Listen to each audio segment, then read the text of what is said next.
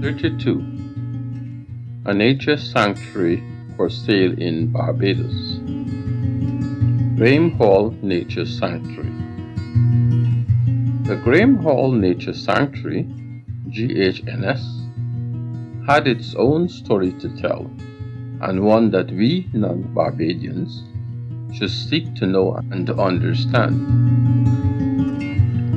Personally, I had not known that there were wetlands in Barbados. You cannot witness this from the ground level. There are actually 19 water catchment areas in Barbados, and the one that I dealt with was the largest and most significant mangrove forest with the largest inventory of biodiversity on the island. Generally, one would expect to find a mangrove wetland and seagrass bed in contiguous space with a shallow near-shore hard coral reef in close proximity. In the case of Graeme Hall, that space between the wetlands and the sea had been filled in with the most famous patch of tourism real estate in Barbados, known internationally as the St. Lawrence Gap. Barbados to me was all about tourism, but not the type that people like myself can easily enjoy. In those days, many of us in the Eastern Caribbean used to be wary of traveling through Barbados because the local population seemed prone to treating non-white visitors with a modicum of contempt. Fortunately, things have changed, and Bajans are as accepting of local Caribbean tourists as of any other nationality. I would hasten to add that while my myopic view of Barbados was fueled by a gross ignorance about the Barbadian people and their struggles, one thing was sure: I had no such misunderstanding about the value of wetlands. By then, I had been educated beyond the use of the term swamp to describe this physical construct. Understanding the value of wetlands. Many of us have grown up regarding swamps as places of refuse, and I mean solid waste dump. I attributed my enlightenment on wetlands to Dr. Georgine Primavera, one of my trusted friends from the Oil Committee International. Georgine was with me and Taggy from our days in Stockholm 1972, and we had celebrated anniversary meetings at the IUCN Congresses in Bangkok in 1984 and in Barcelona in 1988. Georgine herself had accomplished very much by then. She returned to her native Philippines to teach and publish on the value of wetlands. For her research in mangrove ecosystem conservation, she was honored as one of Time magazine's Heroes of the Environment for 2008, and was finally inducted into the National Academy of Science and Technology, NAST, in 2015. You can say that she had become the most cited Filipina marine scientist. Wetlands are among the most productive environments in the world. They are really indispensable resources for the countless benefits or ecosystem services that they provide to the human species. These range from freshwater supply, food and building materials, and biodiversity, to flood control, groundwater recharge, and climate change mitigation. Why I was chosen for this job? Being considered for this job really originated from my involvement with the Terra Institute, an applied research arm of the Land Tenure Center of the University of Wisconsin in Madison. This was the unit from that university that would bid for all the major consultancies dealing with land matters around the world. I developed a strong working relationship with the Terra Institute since my involvement in the LUPAP of Trinidad in 1999. So much so that by 2005, it was a standard practice that if they received an inquiry for consulting services in land matters in the Caribbean, they would usually call me. It was no surprise when in late 2007, I received an email from Lynn Burns, Secretary at Terra, informing me about a new and intriguing request. She had received a phone call from one Mr. Stuart Hazlitt, who was the personal representative of an unnamed philanthropist and the current private owner of 35 acres of wetlands in Barbados. This privately owned land was called the Graeme Hall Nature Sanctuary. It included a visitor and education center with adjoining lands which were available for sale. There was a movement afoot to turn the sanctuary and the adjoining lands into a national park. The second part of Lynn's letter was equally interesting, and I quote, "It is the wish of the private owner to acquire a valuation of the land as he is contemplating selling it off to become part of a proposed national park. They want to see the park left alone and are not interested in selling it to developers. As a result, the private owner is not necessarily interested in a typical market price valuation, but rather a valuation that will include the social and environmental value of the land, so that they can justify a reasonable assumption of the value of the land as part of the proposed national park." End quote. It was clear that this philanthropist owner was aware that the Barbados government had been seeking to lease out valuable agricultural land to private developers.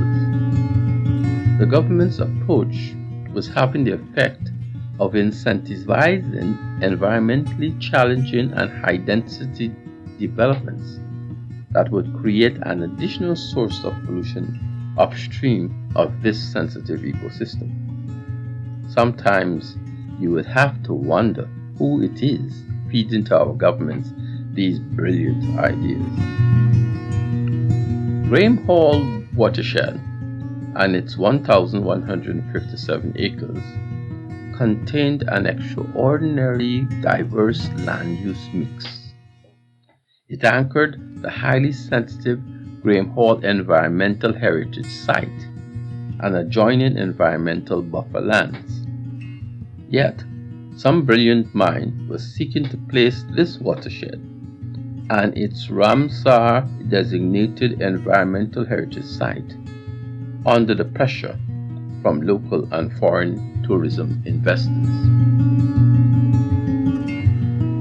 A first visit to the Graeme Hall Nature Sanctuary was in January 2008. Leroy Thomas, a young contractor, came along looking for business opportunities he could identify in Barbados. So there we went, landing in Barbados like tourists and taking our first tour of the Nature Sanctuary. We were easily blown away by the place. The integrity of the Graeme Hall was in full witness from the wildlife exhibit to the education site, the development of side boardwalks and observation decks, a visitor center with gift shop, food service, exhibition class space, plus 2 walk-in aviaries. All of this was no more than 15% of the current GNS land holdings. We met one of the field attendants who was watering the lawn and who explained to us that the place was a popular venue for garden weddings. He took a liking to us, probably because he had not seen very many fellow West Indians touring the facility. He got us into the huge aviary for free, where we walked amid nesting birds, visited old birdwatch house and shooting range, and then went to the caged pens for the rare birds. I remember my first encounter with a caged St. Vincent parrot. This was a very aggressive bird. Within seconds, we just saw this large parrot coming from within its enclosure, right up to the enclosure perimeter in the most aggressive manner. This was certainly not your run-of-the-mill house-trained parrot. The St. Vincent parrot is a large bird, approximately 40 centimeters long, that's 1.3 feet. Multicolored Amazon parrot with a yellowish white, blue and green head, greenish bronze upper part plumage, and violet blue-green wings. I think its wingspan was about 5 feet. Graeme Hall Wetlands was also a place that would delight a seasoned birdwatcher. The migratory bird species passing down the eastern Caribbean flyway used the sanctuary as a stopover point. These included many species I have never heard of, such as spotted sandpiper, solitary sandpiper, upland sandpiper, pectoral sandpiper, semi-palmated plover, American golden plover, black-bellied plover, Hudsonian godwit, whimbrel, white-tailed curlew, lesser yellowlegs, greater yellowlegs, short-billed deutscher, stilt sandpiper, sandy plover, sandling, ruff, gray, herons, pie-billed grebe, green-winged teal, blue-winged teal, American widgeon, northern pintail, northern shoveler, peregrine falcon, and merlin. Add to this all significant winter resident migrant birds, including the osprey, the great blue heron, the little blue heron, the tricolor heron, the black-crowned night heron, the yellow-crowned night heron, the great white egret, the sorrel rail, the belted kingfisher, the parula warbler, and the northern waterthrust. Researchers even believed that the oldest nestling colony for the snowy egret could be found here. The swamp was the first known breeding colony for the little egret established in the Americas. In the early times, before nature conservation had seeped into the consciousness of the elite that ruled Barbados, this area was used as a shooting range, targeting the migratory birds as they nestled in the wetlands. The story is told, early in the 19th century, about 1810, newspapers would advertise allotments of land that could be rented for the shooting of migrating birds between the months of July to December. This was later formalized in the latter part of the 20th century, in the 1900s, with the creation of gun clubs set up for the specific purpose of shooting birds. The largest club in Graeme Hall was run by a gentleman by the name of Eric Manning. At various times, there were a number of other shooting swamps in the environs of Graeme Hall, such as Bunyans, Worthing View, Cavalier, Vietnam, Amity Hall, and Neva. It was the practice of these shooting ranges to clear-cut the mangroves so that migrating birds would have a clear view of the water trays and be enticed to fly down. The shooting range structure was still intact. All of this was shown to us by our unofficial tour guide, the ground maintenance guy. Philanthropist his land, and his money. That visit alone sealed my interest, but the gravy of enticement came from the grand gesture of the philanthropist himself. The philanthropist was a Canadian lawyer by the name of Peter Allard. Mr. Allard was a successful Canadian lawyer who had graduated from the law faculty of the University of British Columbia and had become one of its main benefactors.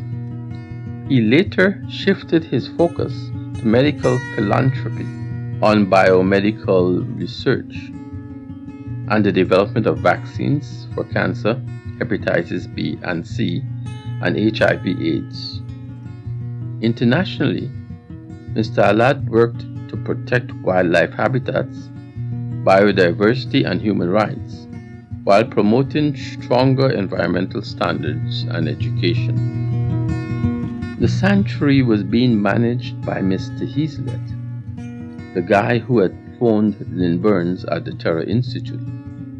These guys were serious.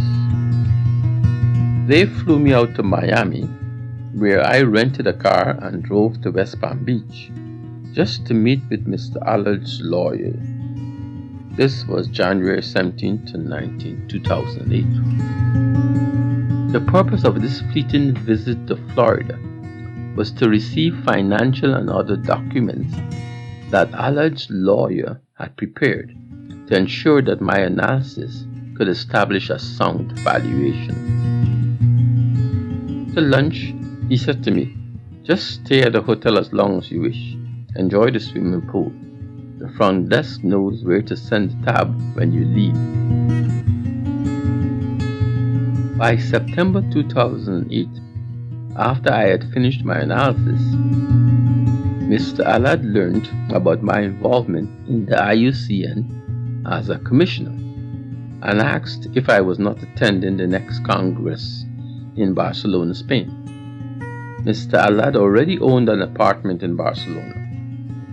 He decided to pay for me to attend the Congress and arranged a lunch with me so as to thank me for my contribution.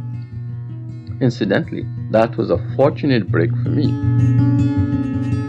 It so happened that I had the good fortune of meeting the Bajan delegate to the IUCN 2008 Congress. He was very surprised to see me in Barcelona and to know that I was a member of the CISP Commission. Suddenly, his respect for my work in Graeme Hall went up a couple notches, and my report started to gain some traction in the esteemed halls of decision-making elites of the country.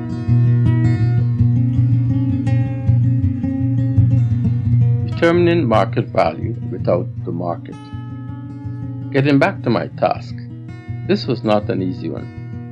Essentially, I had 3 tasks to perform: reconstruct the mandate of the GHNS, establish the imperatives for action, and use creative measures to value this asset.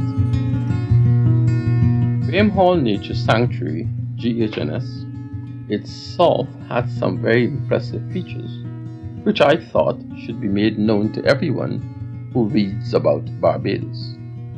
These included the following. A.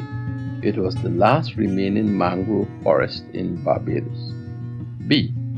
It was one of the only 3 primary roost areas for migratory and native water birds in Barbados within the Eastern Caribbean Flyway.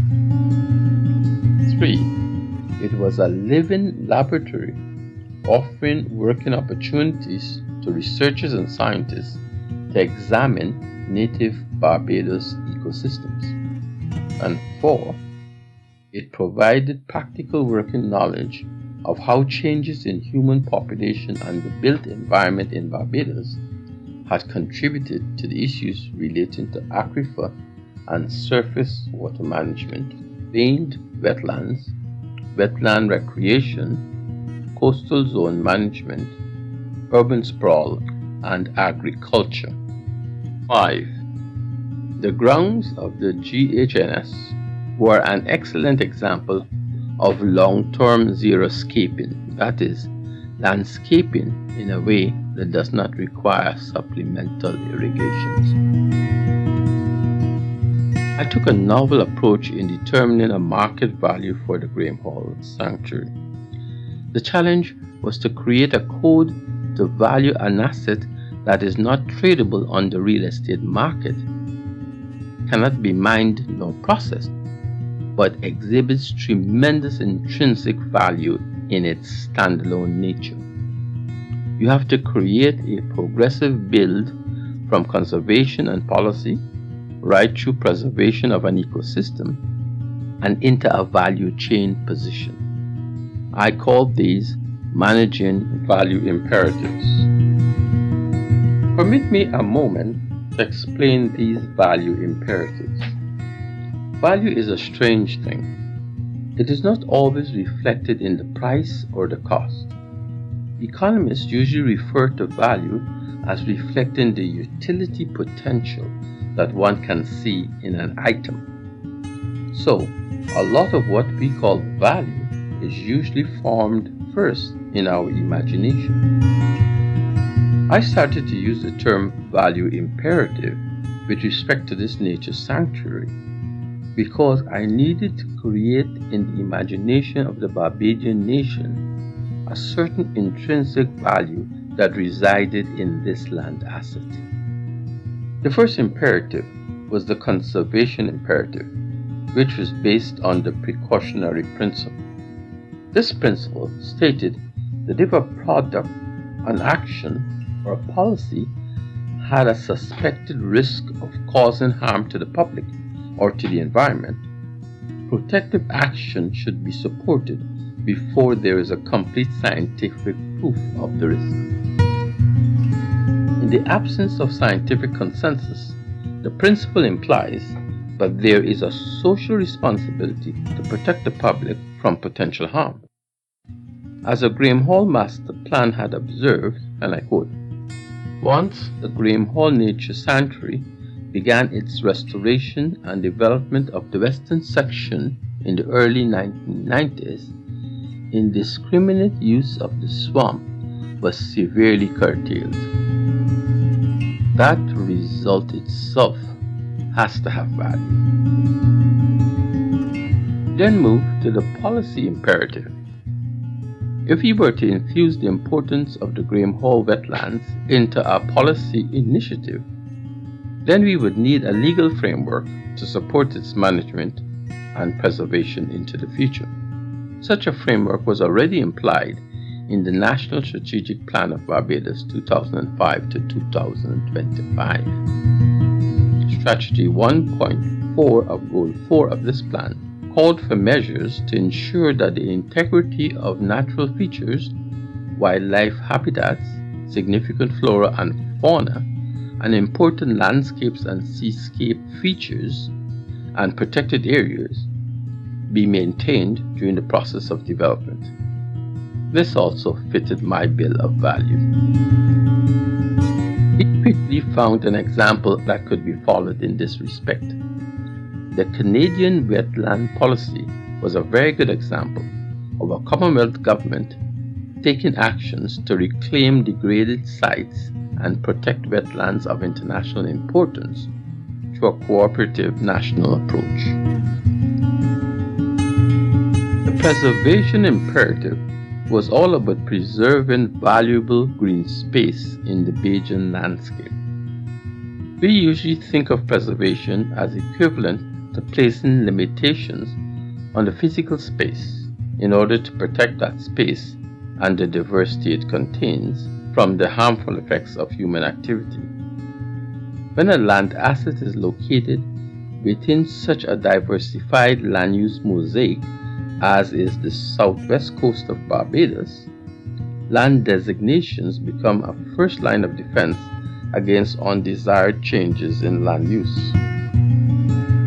Land designations are based on specific characteristics of the landscape which the owners or decision makers wish to protect. Real estate agents tend to regard land designations as having the effect of immediately and permanently reducing the market value of land, as well as restricting the current use of the land. Our approach was to regard land designations as a reflection of official and non-official intentions to place on the national agenda the values of designated landscape that requires preservation. There were 4 land designations which had been applied to the Graeme Hall landscape, all of which tended to point to specific values of the area. The Graeme Hall swamp was designated a Ramsar Site number 1591 on April 12, 2006, providing a framework for national action and international cooperation for the conservation and wise use of wetlands and their resources. The Physical Development Plan, amended in 2003, had also identified the Graeme Hall swamp as a natural heritage conservation area, implying a sensitive natural environment which required protection from potentially incompatible development. The designation of a national park had been proposed but not acted upon. Such a designation would have had the explicit intent of protecting this area and its surrounding upland buffers. Wetland management best practices encourage buffer lands on all sides of the wetlands.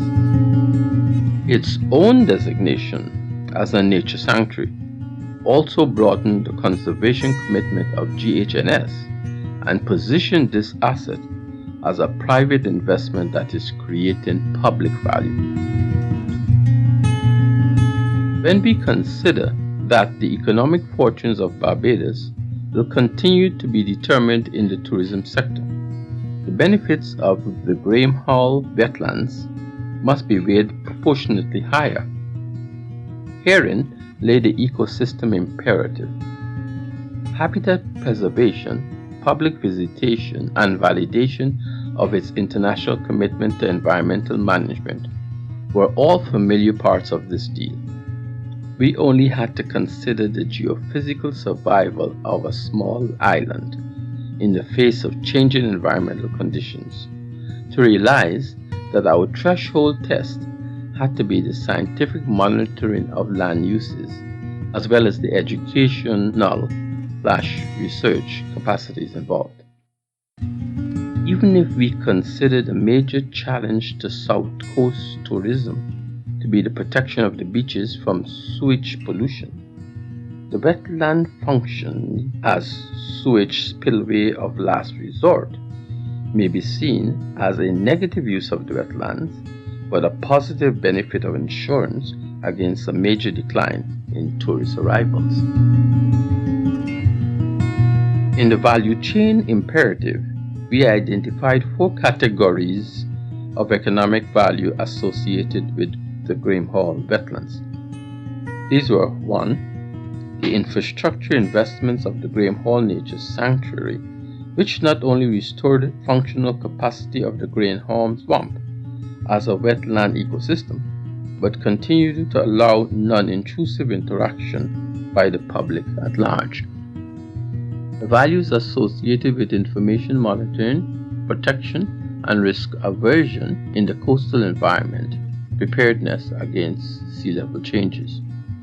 The values associated with the critical linkages to the tourism service sector of the economy, and the values from biodiversity, habitat preservation, and associated quality of life indicators. The quality of life contribution. Barbados began a gradual move to a culture that was valuing the natural environment as an integral part of its development potential. The sanctuary was within 5 kilometers of the capital city of Bridgetown. Highway 7, a major road artery, ran parallel to the GHNS and was well serviced by public transportation. Local public transportation vehicles which serviced the area included Oyster Space Town omnibuses and public service vehicles licensed to operate on Route 11 of the transport network and were also available. The restoration work done by GH&S provided walkways, exhibition aviaries, lookouts, all designated to keep the intrusion of visitors at a minimum. We argued for the contribution of the Graeme Hall wetlands to local quality of life on two bases. The first was its contribution to an open green space and a lower density per square kilometre in the parish of Christchurch. This density was 816, second only to the capital city, which is in the parish of St. Michael. The second and more important basis was its contribution to sustainability of economic life in the South Coast communities. Sustainability is a key factor in the quality of life. Studies have indicated that, I quote, sustainability thinking expands the perspective, recognizing that human well-being is influenced by social and economic as well as environmental factors, and seeks to measure indicators in all three of these areas, but usually with emphasis on the environmental indicators. There were two basic processes that would allow wetlands to continue to play a positive role in economic activities. These were environmental stewardship and social responsible use. My study sought to connect the economic linkages between the Graeme Hall wetlands and the quality of life in Barbados. Inclusive among these were the wetlands' contribution to the quality of life of the local South Coast community, attracting tourist visitors to the Barbados destination, monitoring and generating information critical to the management of changes, global warming and sea level rise in the coastal zone, and the preservation of a heritage landscape for future generations. The wetlands played the role of providing green space and supporting the social and economic sustainability of this community. This is not hype, because studies have shown that vegetation greenness and urban land use within given districts are important indicators of quality of life, with high greenness and low percentage of urban use reflecting a higher quality of that life. This is not only intuitive, but had been proven in an analysis conducted on the quality of life in the city of Indianapolis. The interesting feature of that analysis was that it integrated remote sensing to capture the geophysical characteristics and census data to capture the economic and social characteristics. We did not have the technology, but we had the census data.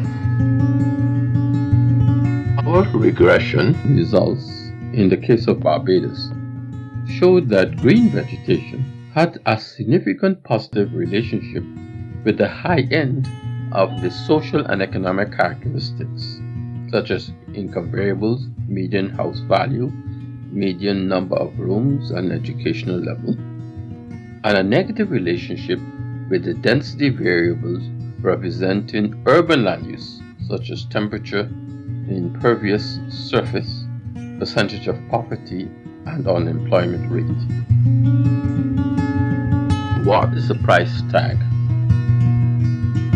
Graeme Hall had emerged as an indomitable, although little known heritage on the southeastern landscape of Barbados. The Graeme Hall wetlands even had direct implications for 5 of the 8 sections in the structure of the Physical Development Plan amended in 2003. These were the strategic policies, the land use policies, the National Open Space System, the community plans, and the National Park Plan. How does one place a value on a sanctuary in a manner that would include the social and environmental value of the land and provide a reasonable justification of the value of the land as part of a proposed national park? This was not a case of a philanthropist seeking to recover his investment at the highest replacement cost. This was a person seeking to define his legacy as a gift to the people of Barbados. Fortunately for me, Mr. Allard's unit had furnished me with all of the capital costs involved in establishing this sanctuary. This helped me to calculate a value based on the replacement cost principle.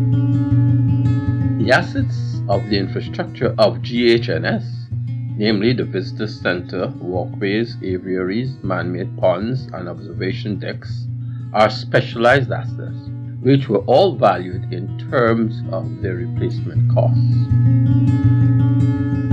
Values we had were as follows. The service, wetland conservation, the value indicator, GHNS replacement value, $23,635,528. Buffer zone value, $6,048,000. Wetland services, heritage and cultural landscape. Value indicator, tourism sector support, $105,736. Wetland service, risk aversion indicator, wetland emergency avoidance, value $173 million. Wetland service biodiversity, the value indicator, quality of life support to the South Coast community, value $242,868,730. We estimated that the total value of the Graeme Hall Sanctuary was $551,288,300. It's Barbados, it's worth it. I was never able to find out what happened to the Graeme Hall Nature Sanctuary, whether Mr. Allard did receive adequate compensation for his property. I'm aware of the fact that the problem with the South Coast sewage plant had not been rectified as of 2019, and its polluting discharges continued to damage the integrity of the sanctuary. Few documentaries had been made about the situation. Two other things happened that raised the profile of the Graeme Hall Sanctuary to a new level. The press took up the call for the preservation of the entire wetland area. The sanctuary officials in Barbados had put out a very good press statement that chronicled the saga of the place based on my research. Then a most astounding event occurred. In November 9, 2008, after putting out that press release about my study, the sanctuary officials announced that this was the last day that the sanctuary would be open to the public and that all admissions were free.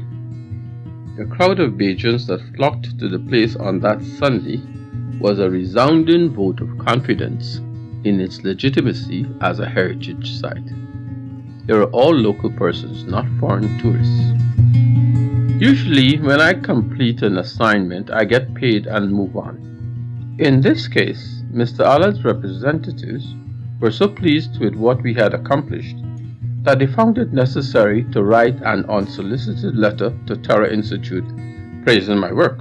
I quote, "The challenge that faced Dr. Williams was and is enormous. The valuation concept had to be oriented around similar models such as Central Park in New York or Hyde Park in London, but we were aware that such legacy valuations are multi-generational and are not easily aligned with conventional real property economic valuation models." Dr. Williams has completed his report and submitted it to us this week. We are very, very impressed. Despite our own expertise in real property investment and philanthropy, we had no idea of the complexity of legacy-type valuations, nor did we have a clue as to the tremendous effects such a park would have on our community and the nation. Dr. Williams has done a stellar and highly professional job in articulating these issues and had gone out of his way with humor to make sure that we not only had the report, but the annotations and bibliographic references to defend it. I have never had such a complimentary thank you before or after.